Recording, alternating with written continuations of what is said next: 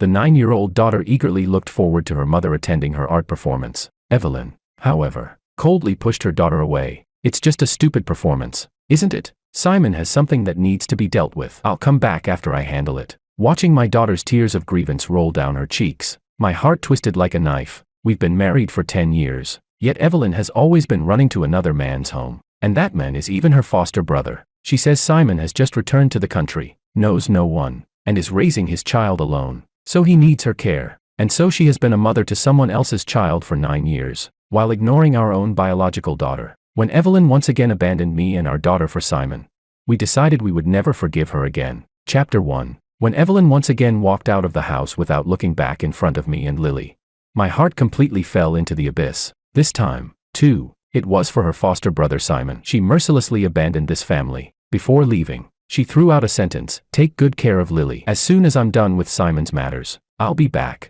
I knew in my heart that once she left, she wouldn't show up for at least a night, or maybe days. This wasn't the first time this had happened. Lily clutched at her skirt hem, her tiny voice full of hope. "Mom, will you really come back tonight?" Evelyn didn't even turn her head. Her tone hurried. "Mommy promised." How could I break my word?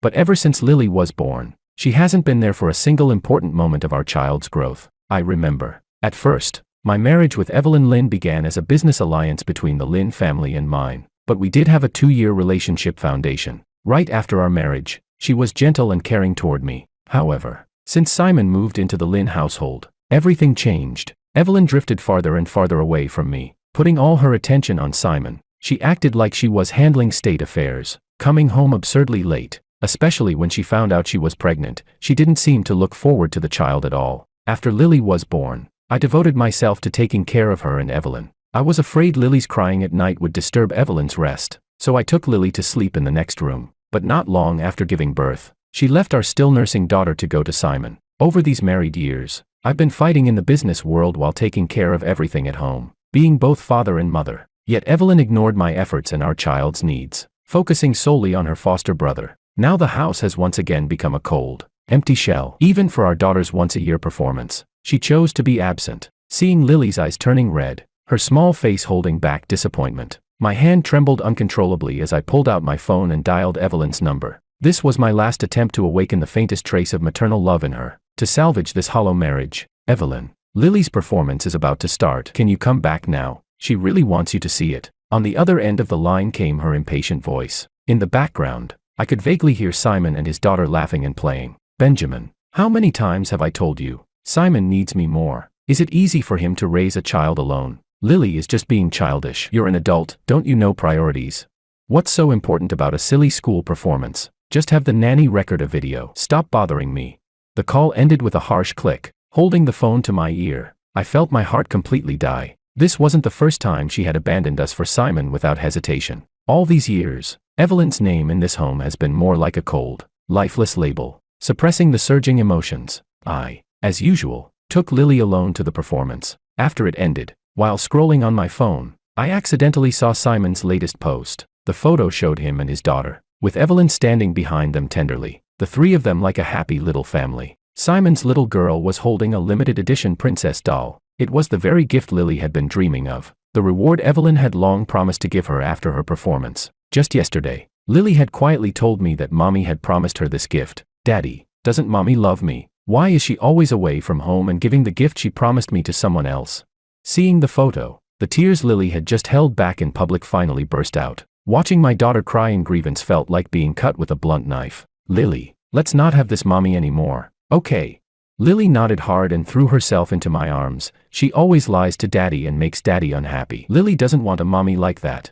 I held Lily tightly, my eyes turning resolute. My marriage with Evelyn had reached its end. Chapter 2. It has been 10 years since I started maintaining this hollow marriage. I have dutifully played the role of the Lynn family's son-in-law, working hard to sustain my own career while also shouldering the burden of our family. In public, I cooperated with the Lynns, acting out the image of a stable alliance that benefited both families. At home, I handled all domestic affairs and cared for Lily, managing everything down to the smallest details. Evelyn Lynn was always picky about food, clothing, and lifestyle, but I always managed to coordinate with the chefs and housekeepers to make sure she was satisfied. When attending public events, even her outfits and styling were arranged under my instructions through assistants and stylists. At the company, I personally oversaw projects related to the Lin Group, ensuring the cooperation between both parties remained smooth. After Lily was born, I poured all my energy into her, spending every bit of free time outside my busy work schedule to be with her. I taught her to talk and walk,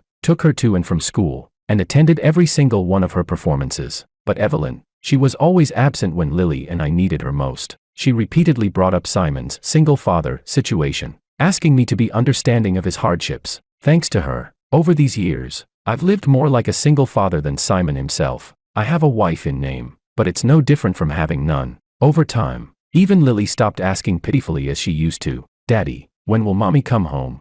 Last night, Simon's glaring social media post was like a fuse that completely detonated my years of disappointment and anger. Evelyn's repeated boundary-crossing behavior had already revealed the truth.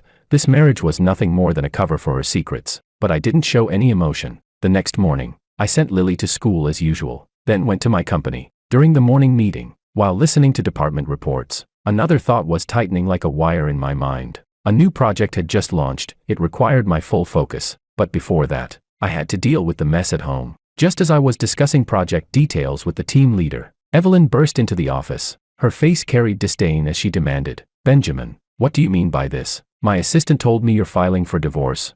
I glanced at her and gestured for the project manager to step out. When the door closed, only the two of us remained in the office. Calmly, I said, "I just wanted to talk." Evelyn frowned. "Talk about what? Weren't you just trying to pick a fight last night? All because of Lily's stupid little performance?"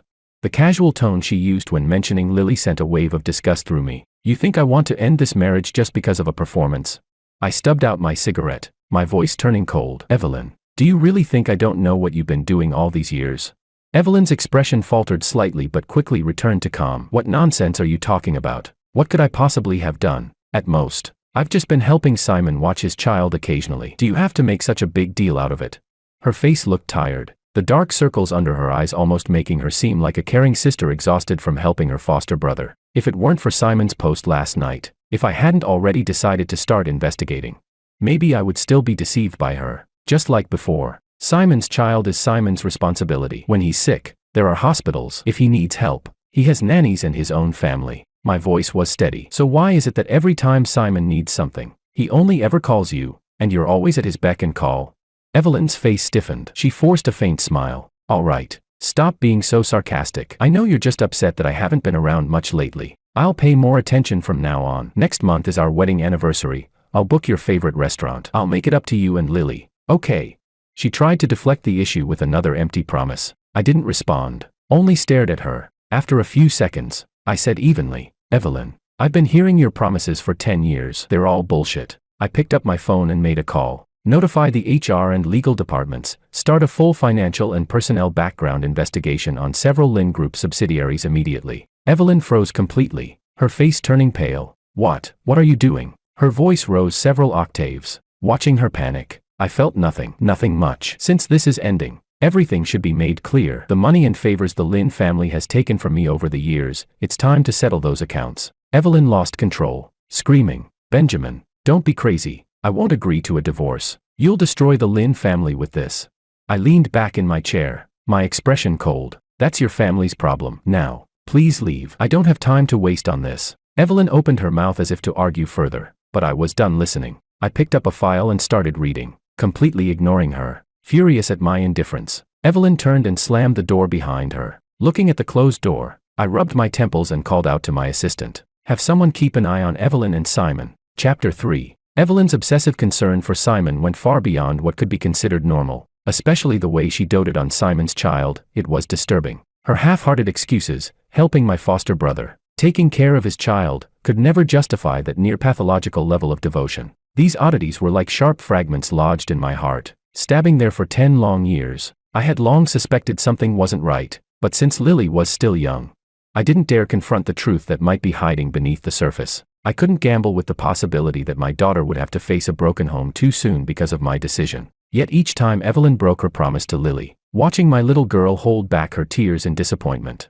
and the cold reality that Evelyn gave the princess doll, the one she had promised to Lily, to Simon's child instead, that was when I finally woke up, letting Lily continue to hold on to hope for a mother who existed in name only. Watching her be hurt again and again, that was the true cruelty. Rather than letting my daughter struggle in the illusion of a complete family built on lies, I'd rather shatter the illusion and give her a real home, one built on love. My patience and endurance all these years had been a mistake beyond measure. Suppressing the storm in my chest, I opened the encrypted file my assistant had sent me. Evelyn's arrangements for Simon's return to the country were overly cautious, almost secretive, and Simon's background, especially the information about his so-called ex-wife, was full of inconsistencies. As I sat in deep thought, my phone screen lit up. The caller ID read, "Mom." Taking a deep breath, I answered, trying to sound relaxed. "Hey Mom, what's up?"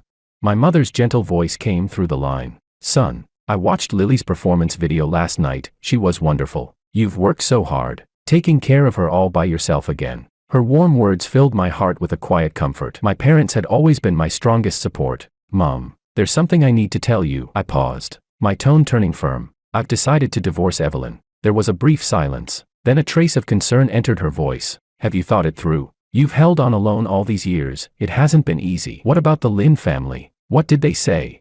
"Evelyn doesn't agree, and I haven't discussed it in depth with them yet, but I've already started investigating certain things. I need to gather enough evidence and leverage. As for Lily, don't worry, I'll take care of her. What she needs now is a home that's truly filled with love." My mother immediately replied, her tone full of strength. "If you've made up your mind, good. Don't be afraid. No matter what you do, your father and I will always stand by your side." A warmth spread through me, and I smiled with gratitude. "Thanks, Mom. With you and Dad around, I've got nothing to fear." After hanging up, I felt a bit lighter. I knew that once I confronted the Lynn family head-on, they would never let it go easily. Just as I was immersed in the investigation report, my phone rang again. This time, the caller ID said, "Mrs. Lynn, Evelyn's mother," a woman who always prioritized family interests and had nothing but contempt for me. I answered with a flat tone. "Hello." Mrs. Lynn's annoyed voice came through sharply. "Benjamin, what's this I hear? Evelyn says you're asking for a divorce. Why are you talking about divorce instead of living your life properly? What? Just because she didn't show up at Lily's silly little school play last night, you're throwing a tantrum? What's wrong with sitting down and talking things out between husband and wife? Why make a scene? Do you think you're that important?" Her words dripped with venom, making me let out a cold laugh. Explain to her. There was no point. The Lynn family had always been experts at twisting the truth. "Mrs. Lynn," I interrupted, "this isn't a marital spat. It's a divorce. And as for whether I'm just throwing a tantrum, your family knows the truth better than anyone. You should be more aware than I am of what your daughter has done, shouldn't you?" At that, Mrs. Lynn's voice shot up several pitches, sharp and hysterical. "Don't get cocky, Benjamin. Do you have any idea how much damage your divorce would cause the Lynn family? Have you even thought about Lily? She's still a child. What will happen to her if you two divorce?" Chapter 4. Mrs. Lynn pushed all the blame onto me, but I knew the truth perfectly well. In her eyes, I, the son-in-law chosen by the Lynn family, was never worth as much as Simon. What's more, the Lynn family's outward glamour in recent years was only a facade. Behind the scenes, they were sliding downhill fast. If not for my connections and influence in the business world, and the constant flow of resources from my own company, the Lynn family's fortune would have been drained dry long ago, by their own hands. Yet the shady dealings between Evelyn and Simon were not something her parents were unaware of. The only reason they could turn a blind eye, while still daring to lecture me, was because they relied on the Lynn family's old reputation and wealth.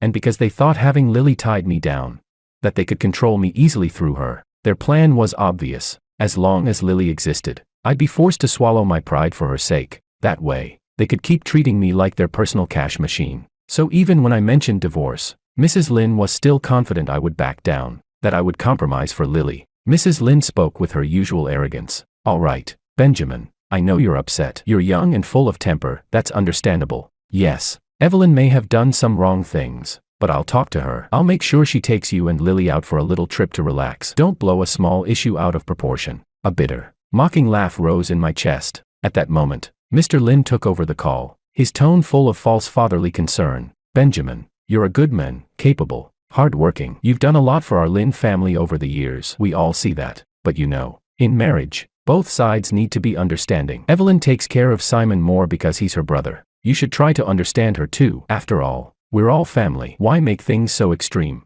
Every word he spoke was an excuse for his daughter, and for that so-called foster brother. What a ridiculous family. The real reason for their call was obvious. They were afraid I'd do something that might harm the Lynn family's interests. I didn't want to waste another word. My voice turned cold. "My decision isn't up for your approval. It's just a notification. The divorce will happen." Silence. They probably never imagined I'd speak to them in this tone. From today on, I said flatly, there will be no ties between me, Benjamin, and the Lynn family. Evelyn's infidelity and her betrayal are what destroyed this family. The entire Lynn family bears responsibility for it. I'm fully prepared to raise Lily on my own. She's my daughter, Benjamin's daughter, and from now on, she'll have nothing to do with the Lynn family and its filth. My words landed like bombs, leaving them stunned on the other end of the line. Immediately, Mrs. Lynn's shrill voice exploded through the receiver, full of fury. Benjamin, what do you mean by that? What do you mean, infidelity? How dare you slander Evelyn like this?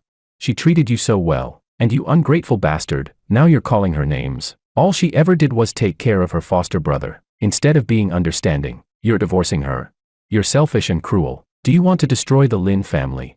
It was obvious, Evelyn and Simon were the ones at fault. Yet somehow the blame always fell on me. This disgusting reversal of right and wrong, I'd seen it too many times over the years. But from this moment on, my tolerance had reached its absolute end. Chapter 5. Simon appeared in the Lynn family during the 3rd year of my marriage with Evelyn. That was when I first learned that the Lynns had adopted a distant relative's child. He was a few years younger than Evelyn, raised abroad, and had just returned to the country after finishing his studies, supposedly to reconnect with his family. Evelyn's reaction was unusually enthusiastic. Using the excuse that Simon was unfamiliar with life back home, she began running to his place frequently, checking in on him, fussing over every little detail, helping him with anything he needed. Even back then, I could feel that something wasn't right. Did a grown man really need a married sister to take care of him so closely? But I still chose to trust Evelyn, to believe she was simply fulfilling her sisterly duty. I thought that once Simon settled in, she would shift her focus back to our small family. I never expected that during her postpartum confinement, while I was staying by her side, she would get a call from Simon. On the phone, Simon sounded flustered, like he was in some kind of trouble. Without a second thought, Evelyn rushed out of the house to his place, leaving behind her husband and her newborn daughter. After that day, I faced every important moment of our daughter's life alone. And Evelyn, she was always by another man's side. What chilled me even more was that when I confronted her parents about her behavior, they acted as though they'd been waiting for it, covering for her while turning around to accuse me of being petty and narrow-minded. Every time Evelyn and I argued because of Simon, they would feed me the same nauseating excuse about deep sibling affection. I finally snapped during one of those calls. Enough, I'm done arguing. I cut off Mrs. Lynn's shrill voice on the other end of the line. This divorce isn't up for discussion. I'm not asking for your permission, I'm informing you. I hung up, exhaustion flooding through every cell of my body. I got up and went home, intending to take a shower and get some rest. Just then, a sudden, frantic knocking echoed through the door. Benjamin, I know you're in there. The door rattled under her pounding fists. Open the door. I need to talk to you. It was Evelyn's voice. Her parents must have already told her what happened. Realizing the danger, she had rushed over immediately. I took a deep breath, forcing down the burning anger in my chest. Now, I thought, let's see how far she plans to take her little performance. I stood up and opened the door. Rain rushed in, splashing across the threshold. I instinctively stepped aside, frowning in disgust. Evelyn stormed in, her wet hands clutching at my arm. Benjamin, are you serious? You really want a divorce? Her eyes were red, her tone laced with a sob. Is this because I haven't contacted you and Lily these past few days? I've just been too busy and lost track of time. When my mom called and said you were really angry, I came back right away. Ignoring the rain dripping from her hair and clothes, she spoke quickly, almost desperately. I bought the princess doll I promised Lily, and the anniversary gift for you too. They're both in the car. Her pitiful attempt at acting moved me no more than a cheap stage drama. I looked at her, a bitter smile curling my lips. Evelyn, do you really think this is meaningful anymore? Chapter 6. I pulled my arm back sharply, my voice cold as ice. Evelyn, no one knows better than you what's gone wrong between us. With this kind of perfunctory attitude, not just me, even Lily won't believe another word that comes out of your mouth. Evelyn's face turned pale instantly, as if she'd been stabbed. Her voice trembled with panic. Benjamin, I know I've failed you and Lily, but you can't refuse to give me even one more chance. You said before, even if I made mistakes, you'd give me a chance to make things right, didn't you?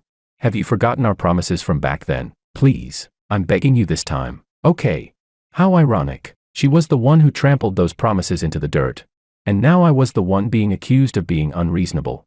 I looked at her coldly, fully aware of what was really happening. She wasn't here out of love. She didn't truly care about Lily, either. More likely, her parents had given her strict orders to calm me down, to keep me in place so that the Lynn family's interests wouldn't suffer. The woman standing before me now, there wasn't even a flicker of the tenderness that once moved me. Only the panic and desperation that came from seeing her financial security slipping away. Seeing that I still didn't respond, Evelyn's gaze flickered. She tried to change the subject. She picked up her phone and pointed at a picture of Lily. Her tone suddenly soft and gentle. Benjamin, I know Lily has always wanted a big birthday party. It was my fault before, for always being absent. I'll make it up to her this time. You can invite whoever you want. I'll leave everything up to you. All right.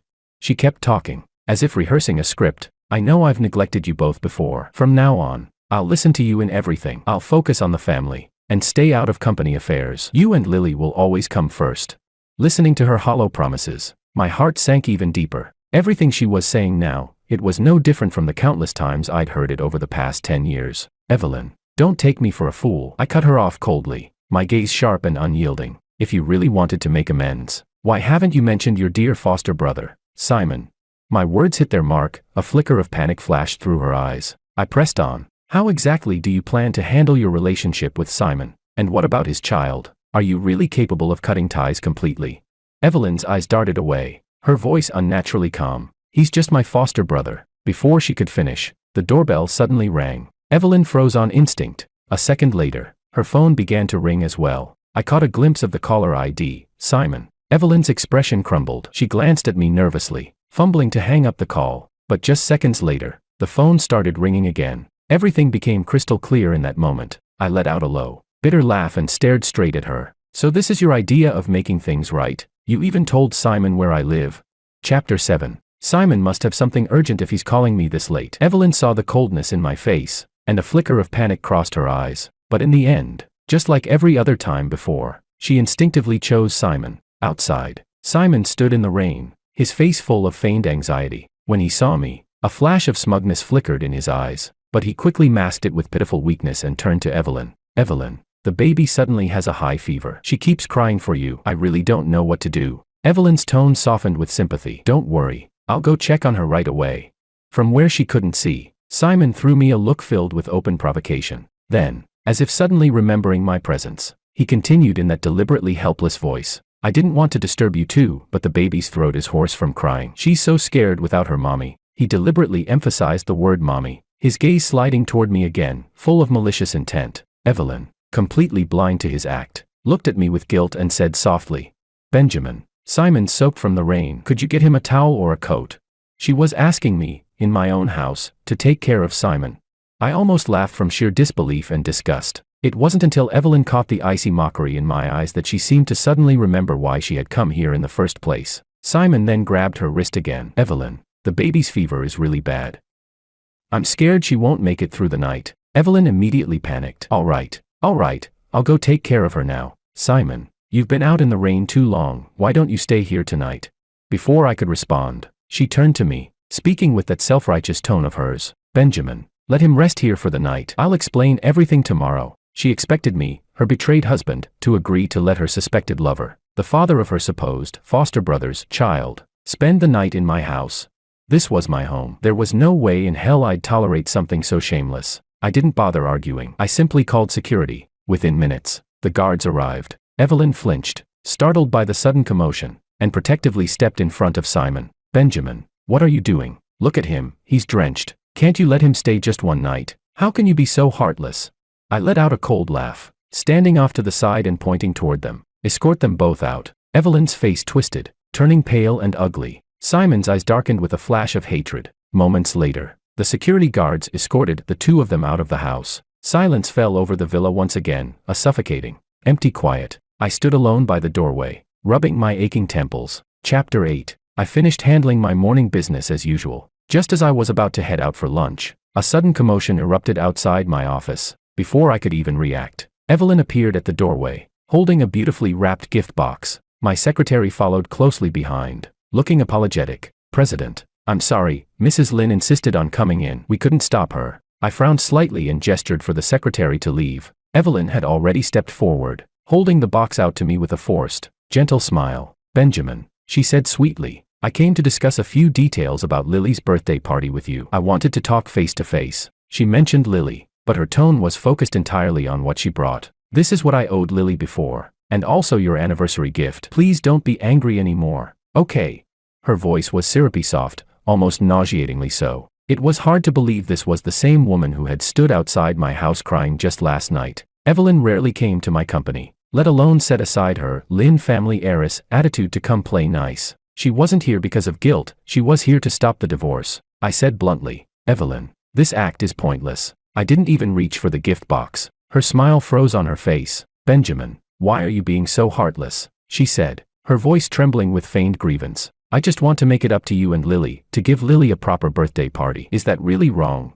You're still angry about Simon, aren't you? I've told you so many times, he's just my foster brother. I've only been helping him because he came back from abroad alone, with no one to rely on. Watching her keep up this performance, I felt nothing but disgust. Leaning back in my chair, I spoke coldly. I don't care what kind of relationship you and Simon have. Take care of whoever you want, that's your business. But don't come here and disgust me with it. I paused, my gaze drifting briefly toward the gift box in her hands. If you've got that much free time to play pretend here, maybe you should use it to figure out how much of the Lin family's assets will be left once the divorce papers are signed. Don't come crying when it's too late. I had no intention of wasting another minute arguing with her, nor did I want my employees to witness this farce. Without another word, I picked up my phone and sent a message to my secretary, call security. Then I stood up and walked toward the floor-to-ceiling window, turning my back to Evelyn, as if she didn't exist at all. Behind me, I heard her hurried footsteps. Benjamin, wait, please, just listen to me. Before she could finish, the sound of chaos erupted outside. Someone had barged into my office. It was Simon. Evelyn gasped. Simon, what are you doing here?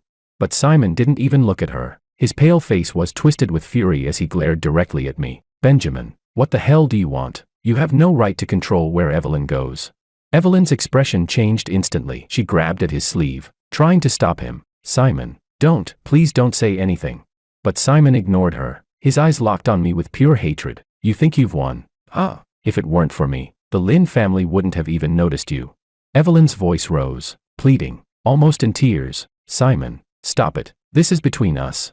Simon yanked his arm out of her grasp. Between us? Evelyn, you're abandoning me for him now. What about your promise? You said, the first person I'd see when I opened my eyes would always be you. Are you going back on your word now? His twisted dependence and obsessive tone made my skin crawl. I sneered at him. Simon, how old are you? Can't survive without your sister? You're a grown man. Stop acting like a baby who needs constant attention. What happens between Evelyn and me is none of your damn business. My words hit him like a slap. Simon flinched, taking a few steps back, hatred searing in his eyes. Don't push your luck, Benjamin, he spat. If you hadn't stirred all this up with Evelyn Lin, the Lin family wouldn't be in this mess. You pathetic snake, are you proud now that you've dragged them down? Chapter 9. Simon, stop talking, Evelyn shouted. At that exact moment, my phone buzzed in my pocket. It was a DNA test report. My pupils constricted sharply, and my grip on the phone tightened. The words on that report hit me like a hammer straight to the chest. That so-called Simon's child was Evelyn's biological daughter, and Simon was the biological father. No wonder Evelyn had been so obsessed with him. No wonder she had always neglected her own daughter, Lily, because all of her motherly love had gone to the illegitimate child she shared with Simon. The entire Lin family, her parents included, knew about it. They had even helped cover it up. The truth was filthier than I had ever imagined, suppressing the surge of rage and disgust boiling inside me. I lifted my head and looked coldly at the two people still putting on their pathetic show before me. Evelyn, you make me sick. My icy voice sliced through their shouting like a knife. Both of them turned toward me, faces pale, eyes wide with shock. I raised my phone slightly, letting the light reflect off the screen. No wonder Simon's child always calls for you. Turns out you're not her aunt after all, you're her mother. My words struck them like a bolt of lightning. In an instant, both their faces went from pale to ashen gray. Evelyn's body swayed, her lips trembling. Benjamin, please, listen to me. It's not what you think. I yanked my arm away, my voice void of all mercy. I don't want to hear another damn word from you. Then I spat out the final blow. That child is your and Simon's bastard. I have all the evidence, every disgusting detail of what you two have done. If you don't want the entire Lin family to collapse under the weight of this scandal tomorrow morning, then you'd better sign the papers quietly. I threw the divorce agreement and Lily's custody documents onto the desk. Evelyn's body trembled violently, like a leaf caught in a storm. Watching the despair on their faces, I felt nothing, no pity, no sadness, only the cold satisfaction of truth laid bare. Without another word, I turned to leave. Evelyn suddenly lunged forward, gripping my arm with surprising strength. Benjamin, you can't leave. You can't walk away from me. I won't divorce you. You're mine. You'll always be mine. Simon, Seeing her clutch me like that, suddenly burst into laughter, manic and bitter. "Wake up, Evelyn," he shouted. "Benjamin never cared about you. He only ever wanted the Lin family's money and power. I'm the only one who truly loves you." He pointed a trembling finger at me, his voice growing louder, his tone deranged with mockery. "Even if you want a divorce, Benjamin, you won't dare make this public. You wouldn't dare destroy the Lin family's reputation, because deep down, you can't do it. You're too afraid to let go of what they've built for you." The two of them were truly made for each other, a pair of perfect hypocrites. As Evelyn kept pulling at me, and Simon's arrogance twisted into madness, I reached the end of my patience. I pulled out my phone and called the head of corporate security. Within minutes, several uniformed guards rushed in. They took one look at the chaos in the room and, without hesitation, pried Evelyn and Simon off me. I stared at them, my expression as cold as ice. "Get them out of here," I ordered flatly. "From now on, no one from the Lin family, not even Simon, is allowed to step foot in this company again without my permission." I was done with them, all of them. That same day, I handed every piece of evidence and my divorce intention to my legal team. In the end, Evelyn and the Lin family had no choice but to agree. The divorce terms were in my favor. Lily's custody was granted to me. For the first time in years, I had finally taken back control of my life. Chapter 10. The moment I held the divorce certificate in my hands, it felt as though a massive weight had finally been lifted off my chest. With that chapter closed, I poured all my focus into the company. I threw myself into work,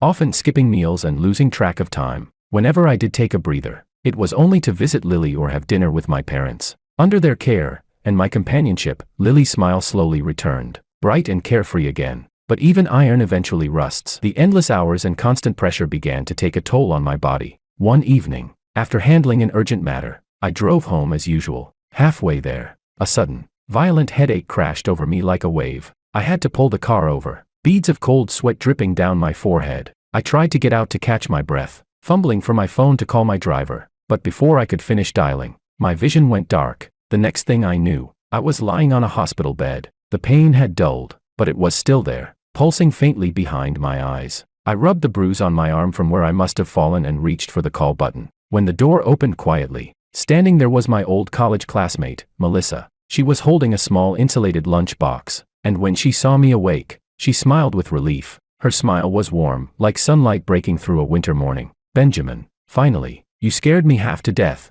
She placed the lunch box on the bedside table and chuckled softly. "It's been so long. I didn't expect our reunion to happen like this. Melissa, you're the last person I thought I'd see here." I was genuinely surprised, the last I'd heard. She'd gone abroad for further studies after graduation. Melissa opened the lunch box. Inside was a steaming bowl of millet porridge and a few light side dishes. "I recently decided to move back home," she explained, pouring the porridge into a bowl. "I was out yesterday, heading to a meeting, when I saw you collapse by the roadside. You scared the life out of me." She gave me a half-reproachful look. "You're still overworking yourself.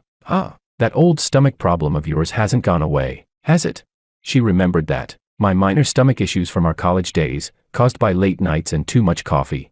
A faint warmth stirred in my chest. I hadn't expected anyone to remember something so small. After all these years, under my parents' and Melissa's persuasion, I finally listened to the doctors and stayed in the hospital for a few days. During my stay, Melissa came to visit every day, bringing freshly cooked, gentle meals and staying to chat. She was still the same as ever, lively, bright, full of spark. Being around her seemed to lift the heaviness that had been clinging to me for years. On the day I was discharged, Melissa insisted on driving me home. "To celebrate your miraculous recovery, we're going out for a good meal," she said with a grin, as she lightly took my arm, leading me toward the elevator. I realized, for the first time, that I was truly single again. The name, Evelyn, no longer had any hold on me. We went to a newly opened fine dining restaurant downtown. The atmosphere was elegant, peaceful, until a sharp, venomous voice shattered it. "Benjamin, what the hell, did you rush to divorce me just for her? You couldn't even wait a few weeks before cozying up with another woman." I turned my head. Evelyn. She looked thinner, her once carefully groomed appearance replaced by fatigue and spite. Her face twisted with anger and jealousy as she stormed toward us. I opened my mouth to speak, but Melissa stepped forward first, blocking her path. Her tone was polite, but sharp as a blade. "Excuse me, miss. Please mind your words. Mr. Benjamin is single. He has every right to choose who he spends time with. Unless, of course, you have something on your conscience, something that might explain why he chose to end your marriage." A flash of guilt flickered in Evelyn's eyes, but she quickly masked it with fury. "What are you talking about? I did nothing wrong. It was him. He's the one who was cruel." He left me for someone better.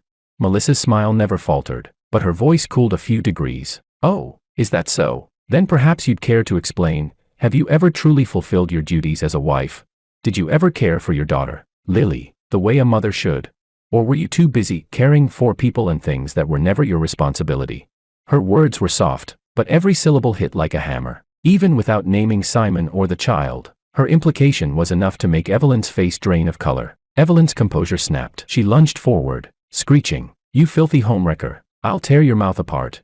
But the restaurant security staff had already rushed over and stopped her. Chapter 11. I no longer paid any attention to Evelyn's hysteria. After the security staff intervened, I left the restaurant with Melissa. On the way back, Melissa was smart enough not to ask questions. Her presence was like a fresh spring, washing away the grime left on my heart by the Lin family's mess. From that day on, Melissa became my neighbor. She bought a house right next to my villa, and we started sharing meals every day, talking about funny stories and frustrations from work. The ease and warmth she brought into my life was something I had never experienced with Evelyn. Time flew by. 3 years passed in the blink of an eye. During those 3 years, my company experienced explosive growth. I led my team through challenge after challenge, expanding into new markets and establishing a solid footing internationally. Meanwhile, the Lin family's businesses, the ones that had tried to profit off me, began to crumble under my hands. Their valuations plummeted. Many projects were acquired by me, leaving them badly wounded and unable to compete ever again. During these years, my relationship with Melissa also blossomed.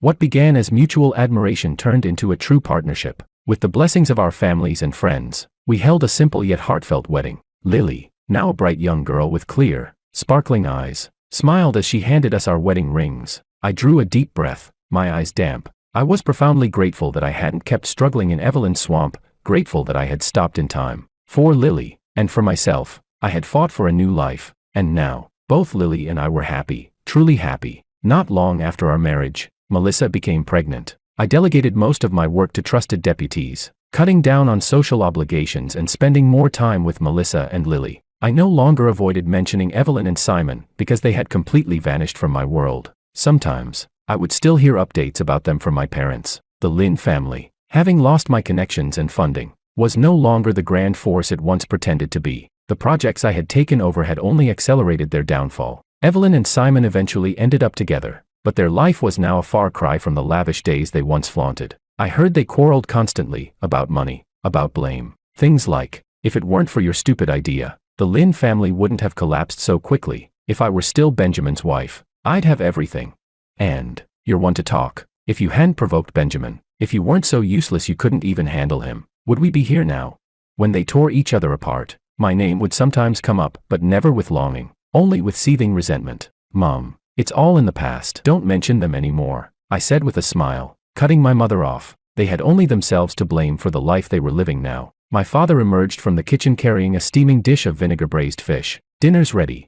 Lily, now sensible and sweet, pulled out a chair for me. Daddy, sit here. Then she brought over a soft cushion for Melissa. Mommy, sit here, it's more comfortable. Looking at my loving wife, my adorable daughter, and my kind parents gathered around me, a deep sense of fulfillment surged through my chest. After living through that oppressive, dark marriage, I had finally seized the happiness that truly belonged to me.